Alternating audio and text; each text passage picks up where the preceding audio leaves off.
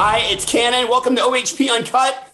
Today, Madison Beer. My dad was really excited that Madison Beer is going to be here. Not like because he thinks she's hot or something creepy like that, but because her last name is Beer. Her last name's Beer. Whew, you gotta admit, that's a dad thing to be excited about.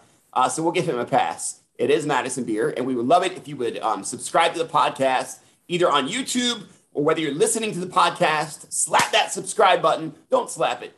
Gently apply pressure to that subscribe button, and then you'll be entered to win our virtual meet and greets that we do with your favorite artists. You can't win unless you are subscribed. So like the video, subscribe to the podcast or the channel, and let's get it with Madison Beer. The OHP Uncut Podcast with Kannon.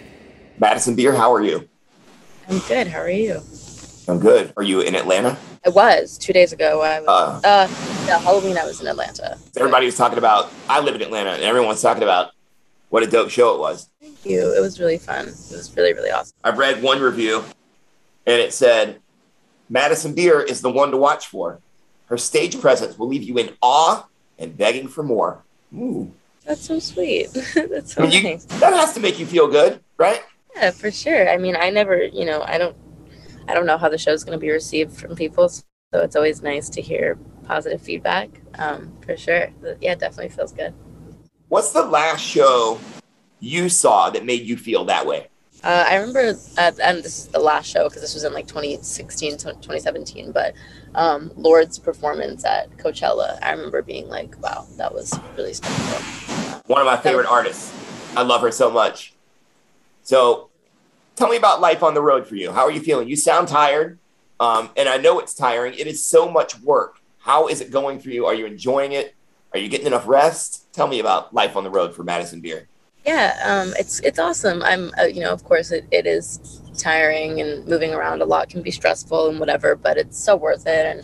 And I have the best time at the shows, and, hearing them sing my songs back to me for really the first time ever has been really fulfilling and special. So I will take the sleepy mornings whenever, if it means I can, see them and sing with them and perform for them. It means the world to me.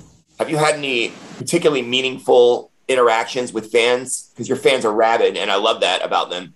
But I'm sure there's been some special moments between you and some fans. Yeah, I've got to meet a lot of my biggest fans that I've, spoken to and befriended over the past couple of years for the first time. And that's been really special and awesome. And every night brings new experience and, new interactions with them. So I can't pinpoint like a favorite, but it's been consistently, they really support me and uplift me, and they bombard me with tweets every day like, I hope you're being good to yourself and da-da-da-da-da. So I try to give that back to them whenever I can. Why do you think they're concerned about you in that way?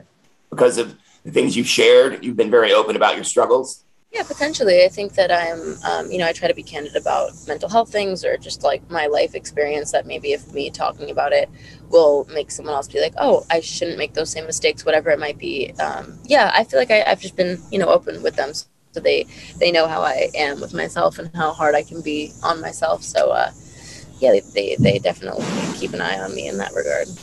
Do you have any regrets?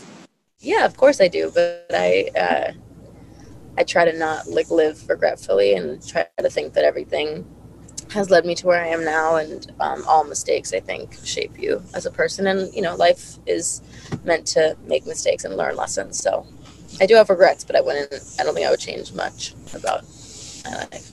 What about as far as the experiences you've had since the last album until now? Tell me about what you've drawn from those experiences and how you've put them into your work on the new album. Yeah, for sure. I mean, it's been, a long time coming. It's been a very, quite a long process of a lot of learning, I would say, mainly. And I've just been trying to allow myself to grow naturally while also, keeping engaged with my fans. It's kind of a bit of a contrasting thing. It can be hard sometimes, but point being, I'm definitely just trying to grow naturally as a person and as an artist simultaneously, and hope it just all bleeds together into my music and my artistry. What about Reckless? What were you drawing from in that song? I mean, I think mainly just, an experience I had with somebody who I was super hurt by. And I think it was I approached it lyrically just different to Selfish. And I felt like Selfish was not like a spiteful song, but it was kind of that realization in that moment where you're like, I always knew deep down that you weren't good for me, but I kind of tried to ignore it because I hoped that one day you would be. Whereas Reckless is already knowing this person is bad for you, but for some reason putting your trust and faith into them again and then them letting you down. And it's not as much of like, you did this to me. It's like, I kind of, I can't believe that you would do this in general. Like, I can't believe you'd be so reckless with someone's heart. I don't know how to explain it, but they're just like, to me, the approach of them are so different. Yeah, I feel like we can all relate to that at some point. I don't know why we give people second chances. I really don't. People are who they are. I guess every now and then someone learns from their, from the way they treated someone and decides that they're going to be better. But the way they treated you doesn't tend to change much the second time around.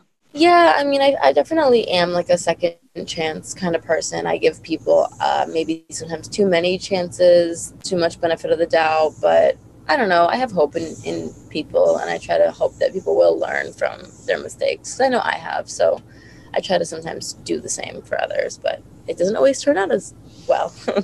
You're a Pisces. You're very emotionally driven. My girlfriend's a Pisces. And you always want to see the best in people, I'm sure. Yeah, we try to, I think. And that can lend itself to getting hurt sometimes. I know that for sure. So what do you have planned for the next few months? What are your plans for the holidays? What are you looking forward to doing? I'm excited to spend time with my family again. I have Thanksgiving off, which I'm excited to see them and have a nice little dinner or whatever. And I'm not sure what I'm going to be doing for the rest of the holidays. I can't believe they're even actually approaching. It's crazy. But I don't know. Just want to relax, take some time, with the people who I love and care about and feel grounded again and whatnot. I have a question about Christmas then. I just started thinking about that. I'm like trying to buy gifts early this year. This is early for me. I know some people start in like the summertime. Those people are psychopaths. What's the best gift you've ever given somebody? I'm a pretty good gift giver, but I'm going to answer that with the best gift that I've ever been given is my boyfriend got me a piano for Christmas last year. And that was the best gift I think I've ever been given. What did you get him? I got him a bunch of stuff. I got him a dirt bike and I got him like a bunch of things, but I feel like the piano was just, like, I don't know. I just feel like the piano was so like personal to me and like part of my like soul in a way that like, yeah, he got, cool stuff as well. He got like a dirt bike and stuff like that. But like, you know what I mean? It just feels like the gift he got me was very deep and personal. Some people are really good at giving gifts. I've never been that great at it. I gave somebody a keg of ranch dressing last year. I thought that was a pretty cool gift. That's a great gift. I doubt that in an interview they would say that was the most meaningful gift they ever got, but I thought it was pretty cool. And I wouldn't mind if someone gave me one. Hint, hint, just saying. Right, me too. Well, thank you for checking in from the bus. Thank you for checking in from the tour. I know it's draining, but you're so damn good at it, and your stage presence is really just incredible. And what you're doing, with your fans and being so open about your emotions is very, very brave and honest. And you're approaching things from a unique angle. And just thank you for that. I want to thank you on behalf of the fans. Thank you. That means the world to me. That's like, the main thing I would say I care about. So thank you for saying that. Your vulnerability really does make a difference. So thank you very much, Madison. Thank you so much. That's really sweet. The OHP Uncut Podcast with Kannon.